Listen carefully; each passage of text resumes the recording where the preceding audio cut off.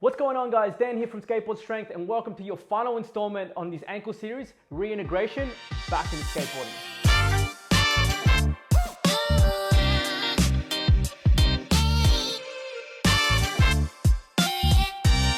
Okay, so here we are, the final stage of getting that ankle ready to get back on the board. It's important to note that there is a huge gap to be bridged between being able to do some rehabilitation exercises and being able to handle the summation of forces being placed on that ankle when we go for a skate. Even the small things that you would think nothing of from going for a light roll can have huge consequences to that ankle and the rehabilitation process. You see, one of the biggest problems with ankle injuries is re-injuring shortly after. Each time you do, you further irritate the joint, weaken tendons and ligaments, and delay the recovery process. So this final stage not only aims to build strength and confidence in your ankle to get back on the board, but also to not re-injure it and keep you skating. Here we go. For mobility, we're gonna start by rolling the soles of your feet. By this time, there shouldn't be any pain or swelling at this stage, so it's okay to now try and release the bottom of your foot by finding a mobility ball, or if you don't have one, you can use this to use a cricket ball or a softball at home. You want to place the ball on the ground and then simply hover over with your foot.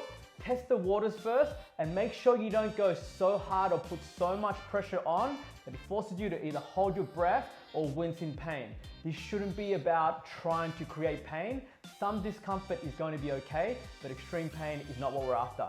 You're gonna hover back and forth on the arches of your foot, and then once you've found a really kind of gnarly spot, something that feels really tight, I simply want you to flex and extend at the toes, and you're gonna do this as you breathe back and forth before moving on and trying to find another spot and continuing to do the same. We're gonna continue the self-myofascial release work on our calves that we did in the last phase with the foam roller.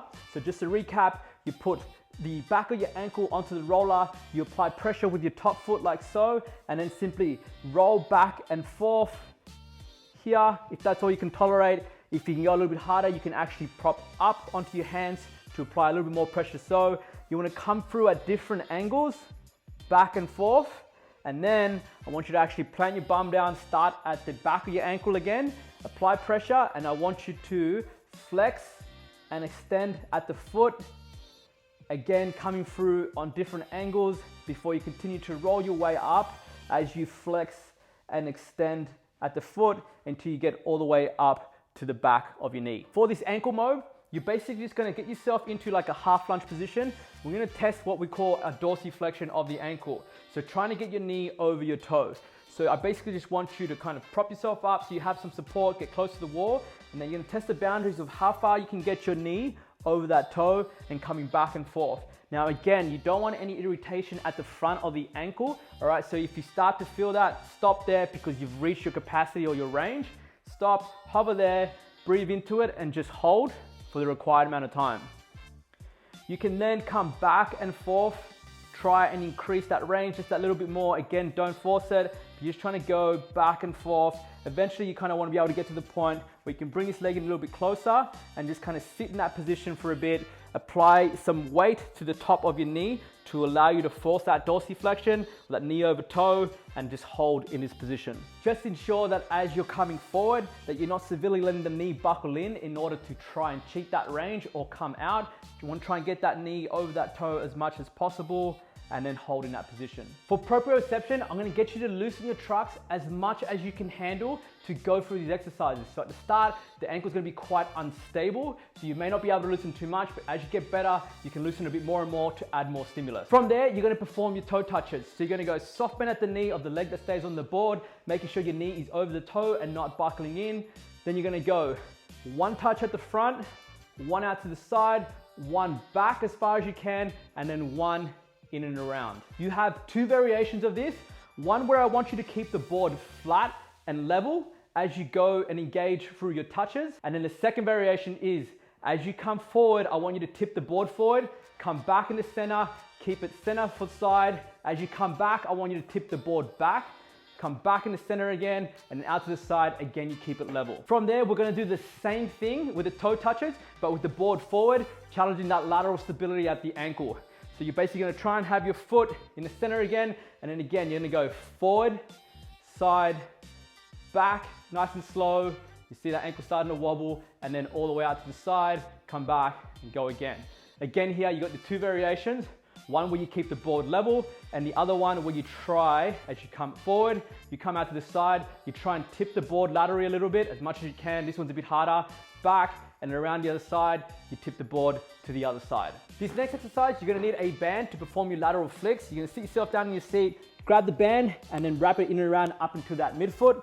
From there, you're just gonna line up with your knees in front of your hips and your ankles underneath your knees and in line with your knees. From there, you're just gonna go heels on, lift the toes up like so, and then you're just gonna try and flick out to the side with control, come back in with control, and perform your repetitions. Make sure that you're not just flicking the band out and then letting it wind you back in, but that you're in control through the movement throughout the entire time. For this next exercise, you're basically gonna start by planting your bum, back, and shoulders onto a wall. Now, you're gonna have your feet about shoulder width apart. Now, the further away you go with your heels from that wall, the easier it's gonna be. So I suggest you start at a fair distance away, and from there, you're simply just gonna try and raise your toes up as much as possible, coming down and up for the repetitions, and you start to feel that on that lateral side of the shin. And if you feel like you're ready, you can start to climb your way up, make it a little bit harder as the reps go on, and find your sweet spot. For strength, we now take you through the progression of calf exercises that will lead you to getting back onto the board. Now, you don't need to spend a certain amount of weeks or days on the same exercise. What you are simply looking to do is to be able to meet the criteria of the reps and sets given, so choose only one of these exercises in order to tick off that progression and move on to the next one. When you finally meet the criteria of getting to the pogo jumps and lateral hops, this is your final test of getting you back onto the board. For your strength work, we're gonna start you with your calf raise progressions. Now, I'm simply using some books stacked together, but you can easily just use a stair at your home. The first progression we're gonna do is the 2 up and 1 down. So you're gonna go 2 up, pause for a second, take the leg off, make sure you continue to pause, and then come all the way down with control. Pause for a second at the end range, and again, put the other foot down, come all the way up, like so, pause, slow on the way down with control, come all the way down to the bottom. The next progression sees us go into the single leg environment. So 1 leg on, you're gonna come up. Just to note, sometimes you may need just that little bit of assistance to get that final squeeze up.